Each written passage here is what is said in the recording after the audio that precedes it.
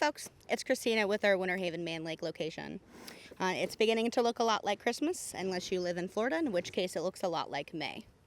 So we're here to talk about what to expect in your hive come December, what we're going to do, and what we're looking for. So the first thing we're going to do is go ahead and check the weight. We're going to tip up the back of this and give it a little wiggle and see what the weight feels like. If it's light, it's definitely time to feed. You can do fondant, pollen, or syrup at this point. It's not too cold for syrup. Just keep an eye on your temperature. We don't want an ice block in here. Not that it ever freezes here in Florida, but cold syrup is still cold. All right, so let's unwrap it. So the first thing we're going to do in here, aside from checking our resources, which I did just mention could be time, is we are looking at our brood pattern. You may notice that your population has dwindled down a little bit. You may notice that the brood patterns are a little bit tighter and not as plentiful. When it gets cold, the bees cluster, and with the brood being spread around and her production, if it wouldn't stop, you will notice that the brood patterns could be tighter. You may notice that she's not laying as much. That's because it's difficult to maintain temperature and food stores when your bees are sporadically populated. Just resources on both sides for here. You'll see we have quite a few bees flying around here today. It is 85 degrees, so not bearding, not cloistering. Ooh, frame 2. Look at all those resources. Seeing quite a bit of capped honey here.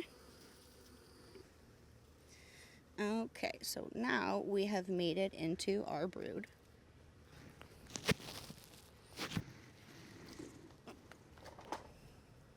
All right, 2 frames in and we finally made it down into our brood. It's looking good. Have a nice example of a rainbow here. Always love to see that. Same example here on the back. All right, we're also keeping an eye out on our small hive beetles. In case you're not sure what to look for, we're looking to make sure that we don't have any slimy frames. By the time that those frames are slimy, it's already not good news. So since we're talking about pests, you should also no longer be using your screened bottom. As you see here, we do have a solid board, but we've been using a solid board. This is also a time, because of robbing and because of the temperature fluctuations, where pests do like to come in. So you can definitely add your entrance reducer. You can leave it all the way open. You can leave it mostly closed. Whichever way you want to handle that. You could also put a mouse guard on. You definitely want to keep an eye out for critters. Make sure everything is cleaned up and everything is tight. Even see here on here. Definitely could use a little bit of cleaning here just to make sure that lid is going to stick on there tight. Ants love to winter with your bees. They got a nice warm buffet. Keep an eye out underneath your hive stand. Make sure that we don't have any ant hills. Speaking of cleaning and preparing, December would also be a great month for you to go ahead and repair any broken equipment, replace any equipment that needs to be replacing, or kind of get a jump start on all your spring needs. If you need to build boxes or frames, this is definitely the time to do that, as things are a little bit slower for us.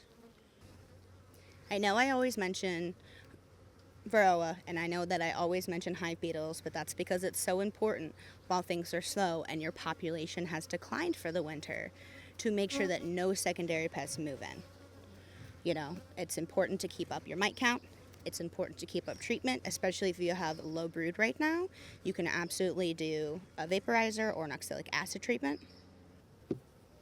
This really does need another frame.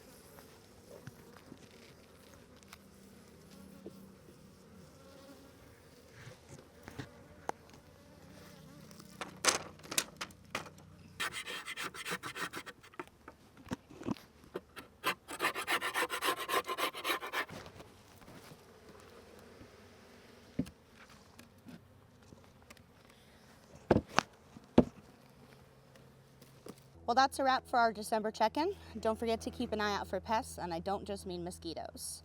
Next, you also want to keep an eye out for is your feed stores. And now for your knobby trivia, what do we call it when bees don't fill up our honey super, but instead they fill up our brood boxes?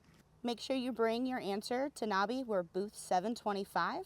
Or you can also drop wrong answers below. I would love to laugh later. Happy holidays from our hive to yours.